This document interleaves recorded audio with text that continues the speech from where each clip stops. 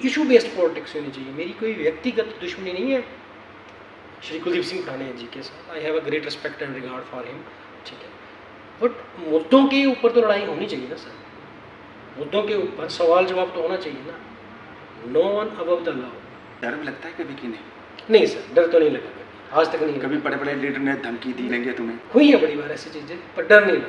नमस्कार, मैं हूं सुमी प्रकाश मुगेटा और आज हमारे साथ हैं जिसके बारे में बहुत चर्चा है। ऐसा भी कहा जा सकता है कि सियासी प्यार है, और जिस तरह से ये सक्रिय सियासत में रहे हैं, माहौल भी बदला है। जिनका माहौल बदला है और जिन्हें सत्ता मिली है और जो विरोधाभास में या विरोधी हुए हैं, कहीं ना कहीं इनका बहुत बड़ा हाथ है। अमूमन बातें होती हैं सियासत में, श्रेय नहीं देते हैं, लेकिन उन्हें मालूम है जिन्हें कुर्सी मिलती है और जिनसे कुर्सी छीनती है। और कुर्सी का तो सवाल है। स्वागत है भाई आपका। बहुत बहुत धन्यवाद बेटा जी। मैंने अभी भी इनका नाम नहीं लिया है, लोग चर्चा करते हैं। इन भाई का नाम है निर्मल पांडे। कईयों ने चर्चा सुनी होगी कि सक्रिय सियासत में आए हैं और बहुत बड़ा नाम कर गए हैं। यंग हैं और पटियाला विधानसभा क्षेत्र से ताल्लुक़ रखते हैं। पंचायत प्रधान से लेकर और भी चुनाव लड़ चुके हैं और कॉलेज के प्रेसिडेंट भी रह चुके हैं। ठप्पा किसी और पार्टी का लगता रहा है, कॉमरेड कहा जाता है इन्हें, लेकिन आजकल भाजपा में सक्रिय है। जो हमने इंट्रो की है, शुरुआत में ही पारदर्शिता नजर आनी चाहिए। तो बेटा जी आपने जो बोला वो सही बोला, बिल्कुल।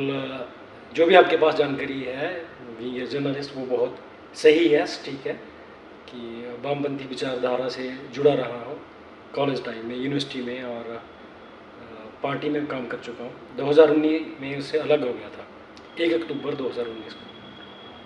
तो जो आपने बोला वो ठीक है, यही इंट्रो है मेरी छोटी सी। इतना बड़ा नाम नहीं है, बस मेहनत कर रहे हैं कि राजनीति के इस पथ पर धीरे धीरे अग्रसर हो रहे हैं। अच्छा, एक पांडे होता है कि निर्मल पांडे एक पहचान बन जाती है सक्रिय सियासत में। जिस एज में आप हैं, उस तरह की आपको उम्मीद थी कि इस तरह की पहचान मिल पाएगी? मेरे को नहीं लग रहा कि कोई मैं इतना ही बड़ा, जैसे लिटरेचर के क्षेत्र में कोई स्कॉलर होता है या इतना बड़ा। मैं सोच रहा हूँ कि एक राजनीति एक अगर सफ़र है तो उसमें मैंने कहीं ना कहीं अभी शुरुआत की है, अभी कदम रखा है, उसमें बहुत कुछ सीखने को बाकी है, अभी छोटी उम्र है। मैं नहीं अपने आप को मानता कि मैं कोई इतना बड़ा लीडर हूँ। बस जो भी छोटा मोटा नाम कमाया है, जो वो भटियात की जनता ने, लोगों का प्यार स्नेह आशीर्वाद रहा है, अपनी पंचायत के लोगों का, भटियात के लोगों का, पूरी टीम का और आप जैसे भाइयों का, कि उसी पथ पे अग्रसर होते हुए ये छोटा मोटा, मैं अपने आप को कोई उस तरीके से, आप समझ रहे हैं मेरी बात को, कि ब्रांड के रूप में नहीं देखता हूँ। अभी एक राजनीति का छात्र हूँ और कदम रखा है राजनीति में धीरे धीरे जी। अच्छा, जिस तरह से हमने ये भी सुना है कि विक्रम चरियाल के आप ध्रुव विरोधी रहे हैं, चर्चा रहती है। अब हालांकि आप भाजपा में हैं, वो भाजपा के पूर्व विधायक हैं, तो इस चीज़ को आप कैसे देखते हैं? देखिए बेटा, जब भी आप सत्ता के अगेंस्ट होते हैं तो आपको प्रश्न पूछना होता है जो कि सत्ता में काबिज है। मतलब प्रश्न जो उससे होता है जो कि सत्ता पे है। ये उस समय की बात है कि जब मैं 2018 में पंचायत प्रधान था और एक बेसिक एम्यूनिटी भटियात के मुद्दों को लेकर एक जन आंदोलन चलाया था। मैं व्यक्तिगत तौर पर विक्रम सिंह जरियाल जी के खिलाफ नहीं था। उस समय जो है वो सत्ता के अगेंस्ट लड़ाई थी, तो वो जनता की लामबंदी करते हुए जो सरकार लीड कर रही थी, वो सरकार उस समय भारतीय जनता पार्टी की थी। श्री विक्रम सिंह जरियाल हमारे माननीय सम्माननीय है, वो विधानसभा क्षेत्र को रिप्रेजेंट कर रहे थे। तो प्रश्न उनसे ही पूछना था उस समय, ठीक है। तो उनसे कोई व्यक्तिगत द्वेष नहीं है, कोई ऐसा नहीं है, पर यह है कि उस समय जो है वो विचारों की लड़ाई और भटियात के जनहित के मुद्दों को लेकर जो है आमने सामने टकराव रहा उस समय 2018, अब नहीं। अच्छा, टकराव तो कह रहे थे, लेकिन आपका नॉमिनेशन तक पहुंच गई थी बात, लेकिन वो क्या हुआ? आपको मुझे लगता है कि जो जनता है ना, जी जी जी, जब चर्चा रहती है तो जब उसका जवाब मिलता है तो वो सारी चर्चाएं खत्म होती है। तो मुझे लगता है जब सियासत में आए हैं, सक्रिय सियासत में, तो जवाब मिल जाए तो बड़ी अच्छी चीज़ रहती है। आप जिला परिषद के नॉमिनेशन की बात कर रहे हैं मेरे ख्याल से। जी ठीक बोल रहे हैं जी। बेटा जिसमें यही बोलना चाहूँगा कि राजनीति और नीति में जो 4 नीतियाँ जो बड़ी फेमस रही हैं हमारे उसमें, साम दाम दंड भेद, तो मैं ये बुरी बात नहीं मानता। ये राजनीति है, सब कुछ होता है इसमें। फैक्ट के ऊपर हो, लॉजिक के ऊपर हो तो बड़ी अच्छी बात है, पर कई बार ना होकर चलता है, ये स्वाभाविक सी बात है। ये कोई भी आदमी जो अंतर्द्वंद party within party politics है, वो आप बाहर नहीं जग जाहिर कर सकते। हर किसी ने फेस किया है। और इस सनातन की भूमि में अगर आप देखें तो त्रेता में शायद भगवान राम को दूसरे दिन जो है वो राजपाट मिलना था और वो बनवास गए। तो यहाँ कुछ भी निश्चित नहीं है, ठीक है। जो भी नॉमिनेशन के कारण बने, स्वाभाविक सी बातें हैं, वो होती रहती हैं राजनीति में। मेरे लिए वो छोटी सी बात है और उस प्रकरण से मैंने बहुत कुछ सीखा और मेरे को पॉलिटिकली एज भी मिली है उस सोच से अगर देखी जाए बात। और लोगों में वो बात जो है उस तरीके से घर गई और बाद में मेरी श्रीमती ने चुनाव लड़ा और बहुत अच्छे मार्जिन से लोगों ने जीता। तो मैं उसको बुरे तरीके से नहीं मानता, वो अच्छे प्रोस्पेक्टिव में रहा है, कोई इशू नहीं। मतलब नया विकल्प मिला है और घर परिवार से एक महिला को मौका मिला और आज जिला परिषद सदस्य हैं और आपने तो विधानसभा का चुनाव भी लड़ लिया। जी मज़ा आया कि नहीं? बहुत मज़ा आया सर। एक्चुअली जब आदमी 20-21 साल से इसी फील्ड में है, राजनीति में है, और आप सक्रिय हैं और जब काम करने का आपको जुनून हो, पैशन हो आपको, जैसे अभी एक गड़ाना मेरी पंचायत है, गड़ाना आपको नहीं याद होगा, कभी डिस्कस नहीं हुआ इस विषय के ऊपर। वहाँ से एक लेडी की कॉल आई मेरे को कि मेरे अकाउंट में 51,000 पड़ गए, तो मैं चाहती हूँ कि मेरी उम्र आपको लग जाए। तो जब ऐसे बातें लोग बोलते हैं तो होता ना आदमी का एक अपना बहुत खुशी होती है कि नहीं, अगर आप कुछ लाइफ में करना चाहते हैं तो राजनीति जो सेवा का इतना अच्छा माध्यम है कि आप पॉलिसी को बनाकर उनको इम्प्लीमेंट कराकर वहाँ तक पहुँचा सकते हैं जहाँ वो लास्ट मार्जिनलाइज सेक्शन सोसाइटी का बैठा हुआ है, ठीक है। तो पैशन है तो नेचुरली मज़ा तो आएगा। सियासत में शराफत काम नहीं आती है। अल्फाज हमने सुने हैं और उस पर अमल होता है वैसे कि नहीं, सही बात है। अब राजनीति में शराफत काम नहीं आती ये तो नहीं बोलूँगा मैं। देखिए यहाँ चाणक्य से लेकर आज तक की जो राजनीति है, आपको presence of knowledge, presence of mind, आपका कंटेंट क्या रहेगा, आपका कब लोगों से मिलना है, आपका वे ऑफ टॉकिंग कैसे रहेगा, आप कैसे जो है सर्विसेज डिलीवर करेंगे लोगों के बीच में, और आपका विज़न क्या है क्षेत्र को लेकर, ये सारी चीज़ें मायने रखेंगी। शराफत वर्ड को राजनीति से मतलब ये भी बोल देना कि नहीं राजनीति में सब कोई गुंडे बदमाश, ऐसा भी नहीं है, मिक्सचर, ठीक है। हर जगह हर कोई अपने अपने एक हर किसी का अपना हो रहा है। पर मेरा मानना ये है कि जब तक राजनीति में अच्छे लोग नहीं आएंगे, सुलझे हुए लोग नहीं आएंगे, खासकर वो लोग नहीं आएंगे जिनका विज़न क्लियर है कॉन्स्टिट्यूंसी को लेकर या पंचायत को लेकर या अपने वार्ड को लेकर, तब तक हम जो है वो अपलिफ्ट नहीं हो सकते, अपने आप को अपलिफ्ट नहीं कर सकते। मतलब मेरा बोलने का मतलब कि डेमोक्रेसी में आपको राजनीति जब बच्चा जन्म नहीं लेता तब से राजनीति शुरू हो जाती है कि उसको पोलियो का इंजेक्शन लगना है कि नहीं लगना है, सिजेरियन होना है या नॉर्मल होना है ऑपरेशन, या डॉक्टर है या नहीं, सब कुछ राजनीति तो तय करेगी। तो राजनीति में अच्छे लोग आएंगे तो स्वाभाविक सी बात है वो पूरा अच्छा बनेगा। अगर चंबा जैसे ज़िले की बात करें जो एस्पिरेशनल डिस्ट्रिक्ट है, तो अगर नेता लोग उस तरीके से कुछ कर पाते तो शायद ये वाला टाइम हमारे को नहीं मिलता। पद प्रतिष्ठा सदा नहीं रहती है और जो व्यवहार होता है बहुत मायने रखता है। और मैं तो ये भी समझता हूँ कि पद प्रतिष्ठा के साथ अगर आपका व्यवहार अच्छा होगा तो उम्र भर इज्जत मिलेगी, और इज्जत तभी मिलती है जब आप दूसरों की इज्जत करोगे या रिगार्ड करोगे। बिल्कुल। उस सियासत में मुझे लगता है कि ऐसा रहता होगा। नहीं, सियासत में तो ऐसा रहता ही है कि आपको वो आप पे डिपेंड करता है कि आप अपना परफॉर्म कैसे करते हैं। अगर आप दिन रात पब्लिक के लिए काम कर रहे हैं और जो आपकी लिमिट है उस लिमिट के अंदर काम कर रहे हो, लोगों को सर्विस डिलीवर करा रहे हो, उनके दुख दर्द में शामिल हो रहे हो, उनके कॉज के लिए लड़ रहे हो निस्वार्थ भाव से, मेरा मानना है कि पॉलिटिशियन बनना इतना ईजी भी नहीं हो बेटा जी। आपको 24/7 अपना देना पड़े तब जाकर। पर दिक्कत क्या है इस डेमोक्रेसी में, अगर मैं आपको बताऊं तो, जिसमें स्टडी कर रहा था कहीं कि जब पहला लोकसभा का चुनाव हुआ 1951-52 में, 26% लोग जो थे वो 40 साल की उम्र के नीचे थे। 26% लोग जो थे वो 40 साल की कम उम्र के उस लोकसभा में थे। आज की डेट में वो 7% आंकड़ा रह गया, और वो आंकड़ा जो रह गया वो भी उसमें 7% में भी 90% जो पॉलिटिकल डायनेस्टी से आ रहे हैं। नए लोग नहीं आ रहे हैं सक्रिय सियासत। ठीक है, पर मोदी जी ने जैसे बोला कि हम 1 लाख नए युवाओं को लेकर आएंगे, ठीक है, तो उन 1 लाख युवाओं में शायद हम जैसे लोग भी हैं जिनका कि पृष्ठभूमि राजनीतिक उस तरीके से नहीं रही है। अच्छा, बोलने में अच्छा लगता है, जैसे मोदी जी का आपने जिक्र किया, वैसे कॉमरेड लोग जो होते हैं ना, मोदी जी का जिक्र नहीं करते हैं। मैं आपसे मुंह से सुन रहा हूँ, तो मतलब सियासी माहौल बदला है? नहीं, सियासी माहौल बदला, देखिए आप आइडियोलॉजी था और है में फ़र्क रहेगा, ठीक है जी। एक कॉलेज में गए, student federation of India join, पर उसमें बिल्कुल टू बी फ्रैंक बोलूँगा कि ये पता नहीं था कि SFI जो है वो CPIM का स्टूडेंट विंग है, उस टाइम नहीं था पता। ये बात पता चली GH हॉस्टल में रूम नंबर 407 में, जहाँ CPM की वो एक कैब सी पड़ी हुई थी, तब जाके पता लगा। वो कुछ और ही बताया गया था, तो उसके विषय में नहीं जाऊँगा कि क्या मतलब, क्या हाँ। उस विषय में नहीं जाना भी नहीं चाहिए जब आपने जी। उसमें आ गए हैं। लेकिन जो आइडियोलॉजी है पसंद आ रही है मोदी जी की?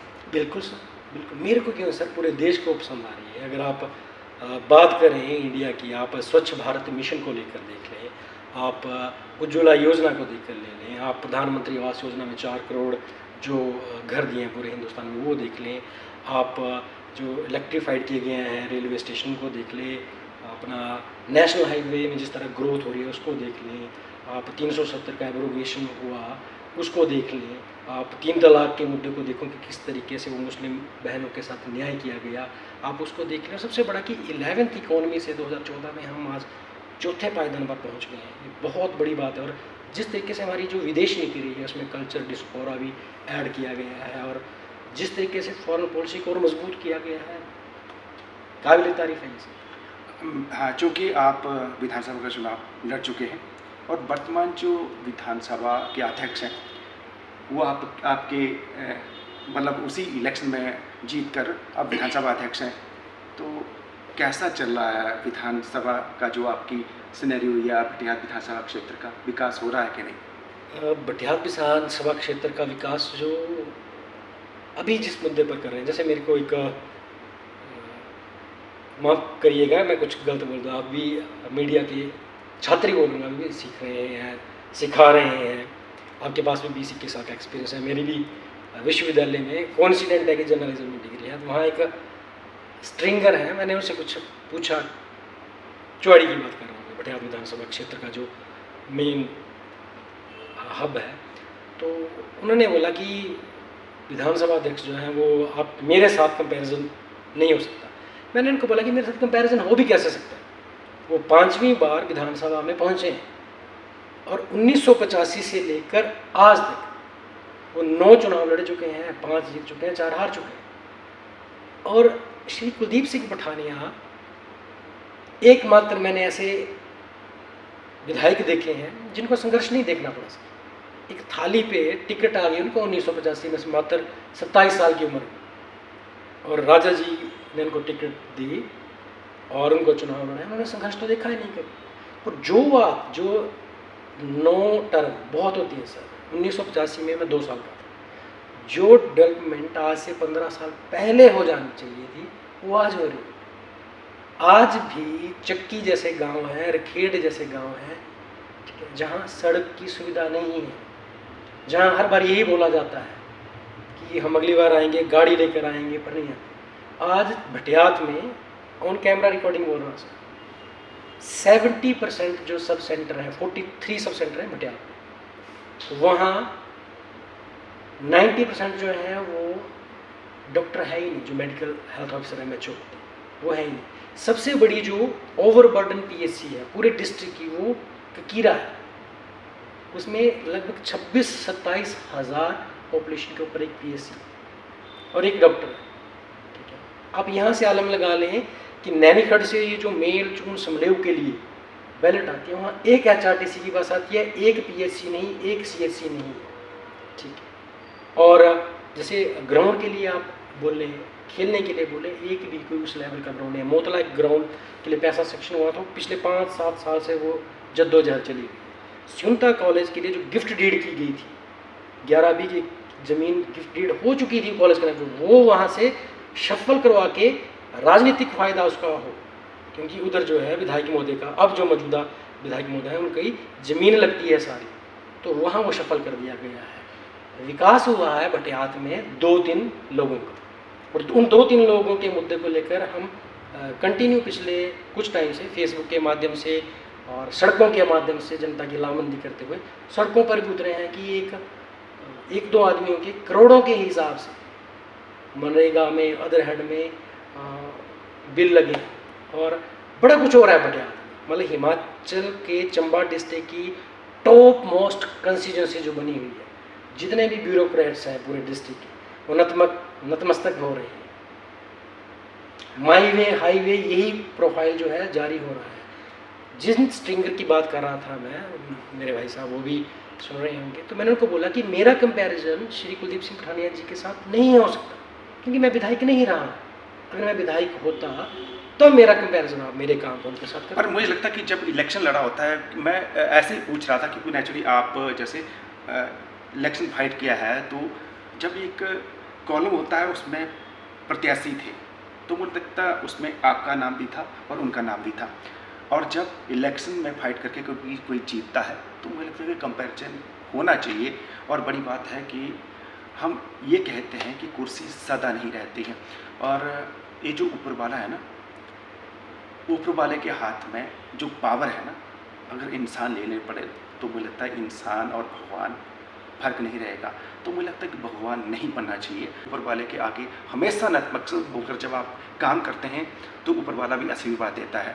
जब हम भगवान बन जाते हैं तो मैं यही कहता हूँ कि भगवान की लाठी में छेड़ नहीं होती है, जब उसने करना होता है वही करवाता है। और हो सकता है कि ये जो सुन रहे होंगे मेरी बात को, उन्हें बुरा लगा होगा, लेकिन हम कभी किसी बड़े लोगों का कंपैरिजन नहीं करते हैं, हम इज्जत करते हैं।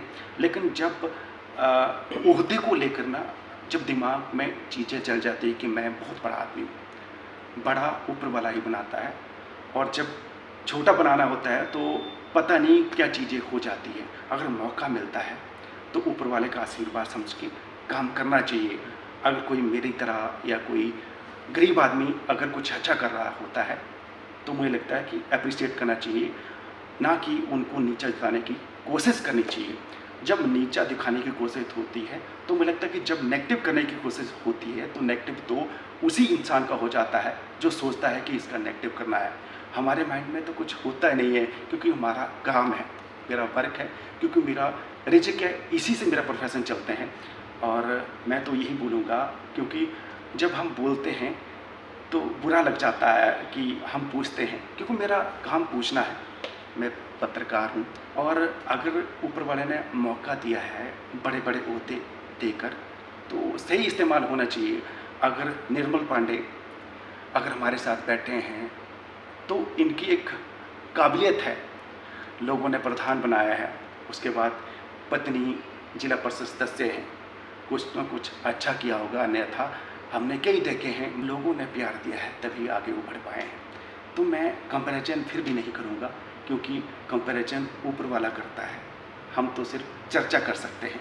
बस एंड में मैं ये भी पूछना चाहूँगा, क्योंकि विधानसभा चुनाव फिर से होगा तो सक्रिय रहेंगे कि नहीं? बिल्कुल सर, एक्टिव राजनीति में हिस्सा लिया है तो सक्रिय तो रहेंगे, दिन रात काम करेंगे पार्टी और संगठन के लिए, मजबूत करेंगे पार्टी। इलेक्शन लड़ेंगे? नहीं सर, ये तो मेरे हाथ में नहीं, ये तो पार्टी का आला कमान तय करेगा, पार्लियामेंट्री बोर्ड तय करता है, वो टिकट देता है, वो सब कुछ करता है। मेरा काम है एक सच्चे सिपाही के रूप में पार्टी को, संगठन को, जो भी जिम्मेवारी कल को मिलेगी उसको मजबूत करें, संगठन के परिवेश में काम करें। टिकट के लिए अप्लाई करेंगे कि नहीं? सर, समय और रणनीति क्या रहती है संगठन से निर्णय करके, जैसे संगठन का एक तरीका रहता है कि 3 या 4 लोग जो है वो अप्लाई करते हैं। अगर संगठन की सहमति के साथ अगर उनकी अनुमति हो तो बिल्कुल अप्लाई करें, क्यों नहीं करें। और मुझे लगता है कि जो सियासत में बहुत से लोग आना चाहते हैं या फिर कई नहीं आना चाहते हैं, और अगर आना चाहते हैं तो उनको वहीं दबा दिया जाता है कि ताकि हम आगे आके कंपटीशन में खड़े न हो जाएं। तो ऐसे यूथ को जो सक्रिय रहना चाहते हैं, जी मैं उन यूथ को यही मैसेज देना चाहूँगा आपके इस इंटरव्यू के माध्यम से कि आप बेझिझक जो है काम कीजिए। और आज जो ज़माना है वो उस तरीके से नहीं है। सोशल मीडिया के प्लेटफॉर्म के माध्यम से, आप जैसे भाइयों के माध्यम से ये थोड़ा सा फ़ायदा हो गया है कि आप अपनी आवाज़ रख सकते हैं। आप ही सोचिए कि आज सोशल मीडिया नहीं होता तो शायद आप मेरे को नहीं जानते, ठीक है। उस सोशल मीडिया के माध्यम से ही, फेसबुक के माध्यम से ही, इंस्टा के माध्यम से ही आप अगर आप कुछ अच्छा करते हैं आप उसको डिलीवर कर सकते हैं। आज तो यहाँ तक हालत बन चुकी है कि लोग कहीं मतलब बुरा ना माने, डेथ जो है वो सच्चाई है, कहीं अफसोस मनाने जाते हैं तो उसकी भी वीडियो और रील बनाकर वो साथ में कैमरामैन लिया होता है कि वो बनाते हैं। जबकि इशू बेस्ड पॉलिटिक्स होनी चाहिए। मेरी कोई व्यक्तिगत दुश्मनी नहीं है श्री कुलदीप सिंह ठाणे जी के साथ, I have a great respect and regard for him, ठीक है। बट मुद्दों के ऊपर तो लड़ाई होनी चाहिए ना सर, मुद्दों के ऊपर सवाल जवाब तो होना चाहिए ना। No one above the law.